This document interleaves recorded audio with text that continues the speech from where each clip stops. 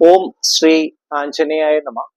MS-V4 astro റിസർച്ചിന്റെ വ്യാഴമാറ്റവുമായി ബന്ധപ്പെട്ട വീഡിയോയിലേക്ക് ഏവർക്കും ഹാർദമായ സ്വാഗതം. ഞാൻ വിനീത് മംഗലത്ത്. ഓം സരസ്വതി നമസ്തുഭ്യം വരദേ കാമരൂപിണി വിദ്യാരംഭം കരിഷ്യാമി സിദ്ധിർ ഭവതു മേ സദാ. ഓം സം സരസ്വതി നമഃ. ഈ ഒരു വീഡിയോയിൽ ഞാൻ പറയാൻ പോകുന്ന വ്യാഴമാറ്റവുമായി ബന്ധപ്പെട്ട് മീനക്കൂറിൽ വരുന്ന നക്ഷത്രക്കാരുടെ ഫലമാണ്. മീനക്കൂറിൽ വരുന്ന നക്ഷത്രക്കാരായ പൂരുരുട്ടാതി കാൽഭാഗം, ഉത്തരട്ടാതി, രേവതി നക്ഷത്രക്കാർക്ക് 2026 ജൂൺ 2 വ്യാഴമാറ്റവുമായി ബന്ധപ്പെട്ട് എങ്ങനെയായിരിക്കും, അവർക്ക് അനുകൂല സ്ഥാനമാണോ, കാര്യങ്ങൾ എങ്ങനെയാണ് ഈ ഒരു വീഡിയോയിൽ, അതാണ് ഞാൻ പ്രതിപാദിക്കുന്നത്. എന്റെ astrology channel MS-V4 astro research ആദ്യമായിട്ട് കാണുന്നവർ ദയവ് ചെയ്ത് സബ്സ്ക്രൈബ് ചെയ്യുക. അതുപോലെ ജീവിത പ്രശ്നങ്ങൾക്ക് കബഡി പ്രശ്നത്തിലൂടെ പരിഹാരത്തിന് താല്പര്യമുള്ളവർക്ക് ഡയറക്റ്റ് ആയിട്ട് എന്റെ വാട്സപ്പ് നമ്പറിൽ മെസ്സേജ് അയച്ച് ബുക്ക് ചെയ്യാം. വാട്സപ്പ് നമ്പർ ഈ വീഡിയോയുടെ ഡിസ്ക്രിപ്ഷനിൽ ഞാൻ ആഡ് ചെയ്തിട്ടുണ്ട്. പരമാവധി വീഡിയോ ഒന്ന് ലൈക്ക് കൂടി ചെയ്തു പോവുക. അപ്പൊ നമുക്ക് വീഡിയോയിലേക്ക് കടക്കാം. 2026 ജൂൺ മാസം 2-ാം തീയതി ചൊവ്വാഴ്ച ദിവസം, അന്ന് രാവിലെ 1:48 AM മിഥുന രാശിയിൽ നിൽക്കുന്ന വ്യാഴം കർക്കടക രാശിയിലേക്ക് സംക്രമിക്കുന്നത്.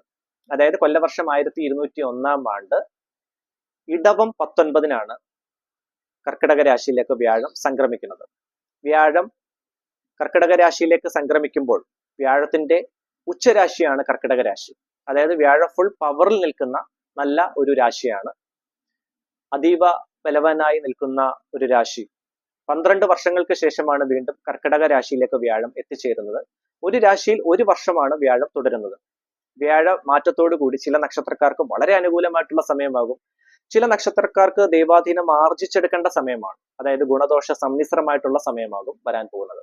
അപ്പം മീനക്കൂറിൽ വരുന്ന നക്ഷത്രക്കാര്, നിങ്ങൾ ഒരു കാര്യം ശ്രദ്ധിക്കുക. നിങ്ങളുടെ ജനന സമയത്തുള്ള ഗ്രഹനിലയിൽ വ്യാഴത്തിന്റെ സ്ഥാനം എവിടെയാണ് എന്ന് കറക്റ്റായിട്ട് നോക്കുക.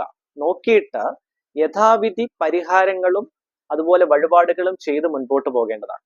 അങ്ങനെ ഇതുമായി ബന്ധപ്പെട്ട്, ഗ്രഹനിലയുമായി ബന്ധപ്പെട്ട് എന്തെങ്കിലും തടസ്സമുണ്ടെങ്കിൽ, എന്തെങ്കിലും അങ്ങനെയുള്ള ഡൗട്ട് അങ്ങനെ ഉണ്ടെങ്കിൽ, നിങ്ങൾക്ക് സംശയമുണ്ടെങ്കിൽ നിങ്ങൾക്ക് ഡയറക്റ്റ് ആയിട്ട് എന്റെ വാട്സപ്പ് നമ്പറിൽ മെസ്സേജ് അയച്ച് ചോദിക്കാവുന്നതാണ്. വാട്സപ്പ് നമ്പർ ഈ വീഡിയോയുടെ ഡിസ്ക്രിപ്ഷനിൽ ഞാൻ കൊടുത്തിട്ടുണ്ട്. അതുപോലെ തന്നെ ജീവിത പ്രശ്നങ്ങൾക്ക് കബഡി പ്രശ്നത്തിലൂടെ പരിഹാരത്തിന് താല്പര്യമുള്ളവർക്ക് ഡയറക്റ്റ് ആയിട്ട് വാട്സപ്പ് നമ്പറിൽ മെസ്സേജ് അയച്ച് ബുക്ക് ചെയ്യാം. ഓൺലൈൻ കൺസൾട്ടേഷൻ ഫെസിലിറ്റി ഉള്ളതാണ്. അപ്പൊ നമുക്ക് വ്യാഴമാറ്റം ഈ മീനക്കൂറിൽ വരുന്ന നക്ഷത്രക്കാർക്ക് എങ്ങനെ സ്വാധീനിക്കുന്നു, എങ്ങനെയാണ് ഇവരെ സ്വാധീനിക്കാൻ പോകുന്നത് നമുക്ക് നോക്കാം. മീനക്കൂറിൽ വരുന്ന നക്ഷത്രക്കാർക്ക് 1-ാം ഭാവാധിപനും അതുപോലെ തന്നെ 10-ാം ഭാവാധിപനുമായ വ്യാഴം 5-ാം ഭാവത്തിലേക്കാണ് മാറുന്നത്. 1-ാം ഭാവം ദേഹസ്യ സൗഷ്ഠവം സാസ്യം സ്ഥിതി ശ്രേയോ യശസ്സുഖം ജയോ ബഭുച്ച തത്സർവം ചിന്തനീയം ഹി വിലഗ്നത എന്നാണ് പറയുന്നത്. നിങ്ങളുടെ ദേഹസ്യ സൗഷ്ഠവം, ജയം, ബഭുച്ച ഇതെല്ലാം 1-ാം ഭാവം കൊണ്ടാണ് സൂചിപ്പിക്കുന്നത്.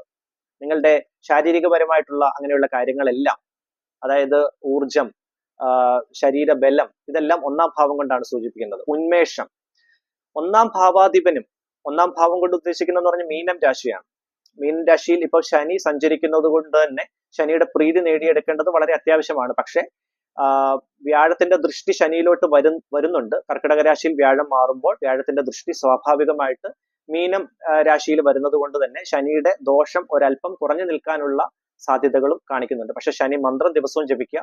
നീലാഞ്ജന സമാഭാസം രവിപുത്രം യമാഗ്രജം ഛായ മാർത്താണ്ഡ സംബോധം തം നമാമി ശനീശ്വരം. അതുപോലെ തന്നെ മീനക്കൂറിൽ വരുന്ന നക്ഷത്രക്കാർക്ക് 10-ാം ഭാവാധിപനും വ്യാഴമാണ്. 10-ാം ഭാവാധിപൻ നിൽക്കുന്നത് കർക്കിടക രാശി 5-ാം ഭാവത്തിലേക്കാണ് വരുന്നത്. ഔദ്യോഗിക സംബന്ധമായിട്ടുള്ള തടസ്സങ്ങൾ പൂർണ്ണമായിട്ടും മാറിക്കിട്ടുന്നതാണ്. ജോലി അന്വേഷിക്കുന്നവർക്ക് വളരെ നല്ല സമയമാകും. അതുപോലെ തന്നെ ബിസിനസ് രംഗത്ത് പ്രവർത്തിക്കുന്ന മീനക്കൂറിൽ വരുന്ന നക്ഷത്രക്കാർക്ക് കാര്യമായ തീരുമാനങ്ങൾ എടുക്കാൻ പറ്റിയ നല്ല ഒരു സമയമാണ് വരാൻ പോകുന്നത്. വ്യാഴ കടാക്ഷം, അതായത് വ്യാഴ മന്ത്രം ദിവസവും ജപിക്കേണ്ടതാണ്. പുതിയതായിട്ട് ബിസിനസ് തുടങ്ങാൻ പ്ലാൻ ചെയ്യുന്നവർക്കും ബിസിനസ് റിലേറ്റഡ് ഇൻവെസ്റ്റ്മെന്റ്സ്, ബ്ലോക്കായി കിടന്ന ഫണ്ടുകളൊക്കെ ഉണ്ടെങ്കിൽ അതെല്ലാം റിലീസായി കിട്ടാൻ വ്യാഴ മന്ത്രം ദിവസവും ജപിക്കുക. ദിവസം 12 തവണ വ്യാഴ മന്ത്രം ജപിക്കുന്നത് വളരെ ഉത്തമമാണ്.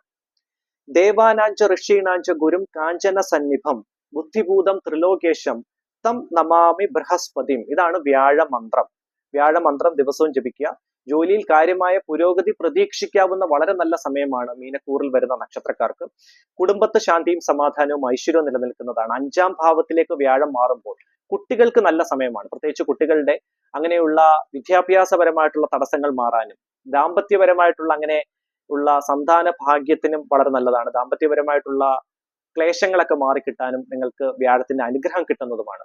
വിവാഹം ആലോചിക്കുന്ന മീനക്കൂറിൽ വരുന്ന നക്ഷത്രക്കാർക്ക് വളരെ അനുകൂലമായിട്ടുള്ള സമയമാകും. അതുകൊണ്ട് തന്നെ ഉമാമഹേശ്വര മന്ത്രം ദിവസവും ജപിക്കേണ്ടതും അത്യാവശ്യമാണ്. പാർവതി ദേവിയെ കൂടി നിത്യവും പ്രാർത്ഥിക്കുക. പ്രാർത്ഥിച്ചു തന്നെ മുൻപോട്ട് പോവുക. നിങ്ങളുടെ കുടുംബ ദേവീ ക്ഷേത്രത്തിൽ പറ്റുന്ന വേളകളിൽ ദർശനം നടത്തുന്നതും വളരെ ഉത്തമമാണ്. വ്യാഴം അനുഗ്രഹ സ്ഥാനത്ത് തന്നെയാണ് മീനക്കൂറിൽ വരുന്ന നക്ഷത്രക്കാർക്ക് കാണിക്കുന്നത്. വിദ്യാർത്ഥികൾക്ക് ഉപരിപഠനവുമായി ബന്ധപ്പെട്ട് ഉചിതമായ തീരുമാനങ്ങൾ എടുക്കാൻ പറ്റിയ നല്ല ഒരു സമയമാണ് വരാൻ പോകുന്നത്.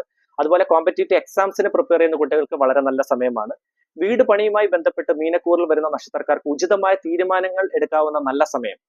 വാഹനം എടുക്കാൻ പ്ലാൻ ചെയ്യുന്നവർക്ക് നല്ല സമയം. ധാന്യാദി ലാഭം പ്രതീക്ഷിക്കാവുന്നതും അതുപോലെ തന്നെ ഭാഗ്യ കടാക്ഷം കൂടി നിൽക്കുന്നതുമായിട്ടുള്ള സമയമാകും മീനക്കൂറിൽ വരുന്ന നക്ഷത്രക്കാർക്ക് വരാൻ പോകുന്നത്. ശത്രു തടസ്സം മാറി നിൽക്കുന്നതാണ്. വിഷ്ണു ഭഗവാന്റെ അനുഗ്രഹം പൂർണ്ണമായിട്ട് കിട്ടുന്നതാണ്. നിങ്ങൾ ചെയ്യേണ്ടത് വ്യാഴ മന്ത്രം ജപിക്കുക. അതുപോലെ തന്നെ പറ്റുന്ന വേളകളിൽ വ്യാഴാഴ്ച ദിവസം വിഷ്ണു ക്ഷേത്ര ദർശനം നടത്തുന്നതും അവിടെ ക്ഷേത്രത്തില് അതായത് മാല വഴിപാട്, തുളസി മാല വഴിപാടായിട്ട് കൊടുക്കുന്നതും മഞ്ഞപ്പട്ട് വഴിപാട് സമർപ്പിക്കുന്നതും വളരെ ഉത്തമമാണ്. മാസത്തിൽ ഒരിക്കലെങ്കിലും വിഷ്ണുക്ഷേത്ര ദർശന സമയത്ത് പാൽപായസം വഴിപാട് നടത്തുന്നതും വളരെ ഉത്തമമാണ്. അങ്ങനെയുള്ള പൂർണ്ണമായിട്ടുള്ള വിഷ്ണു കടാക്ഷം നിങ്ങൾക്ക് ആർജിച്ചെടുക്കാൻ സാധിക്കുന്നതാണ്. ശ്രീകൃഷ്ണസ്വാമി ക്ഷേത്രമാണ് ദർശിക്കുന്നതെങ്കിൽ തൃക്കൈവെണ്ണ വഴിപാടായിട്ട് സമർപ്പിക്കാം. ശ്രീകൃഷ്ണ മന്ത്രം ജപിക്കുന്നതും വളരെ ഉത്തമമാണ്. അതായത് തൃക്കാൽ രണ്ടും പിണച്ച തിരുമുഖ കമലം ദക്ഷിണയെ ചാച്ചുവെച്ചും തൃക്കയിൽ കാഞ്ചനോടക്കുഴലും അധപിടിച്ചൂതി മന്ദഹസിച്ചും തക്കത്തിൽ പീലുചൂടി കരുമുകിൽ വടിവും പൂണ്ടു നിൽക്കും മുകുന്ദൻ നൽകാരുണ്യേന നിത്യം മമഹൃതി കളിയാടിയിടുവാൻ കൈതൊഴുന്നേ. ശ്രീകൃഷ്ണ മന്ത്രം ദിവസവും ജപിക്കുക. നല്ല രീതിയിലുള്ള ഉന്നമനം പ്രതീക്ഷിക്കാവുന്ന സമയമാണ്. നരസിംഹ മന്ത്രം കൂടി ജപിക്കുക. വിഷ്ണു സഹസ്രനാമം കൂടി ജപിച്ച് മുൻപോട്ട് പോകുകയാണെങ്കിൽ മീനക്കൂറിൽ വരുന്ന നക്ഷത്രക്കാർക്ക് വളരെ വളരെ അനുകൂലമാകുന്ന സമയമാണ് വരാൻ പോകുന്നത്. ഇത്രയുമാണ് വ്യാഴമാറ്റവുമായി ബന്ധപ്പെട്ട് മീനക്കൂറിൽ വരുന്ന നക്ഷത്രക്കാരുടെ ഫലം.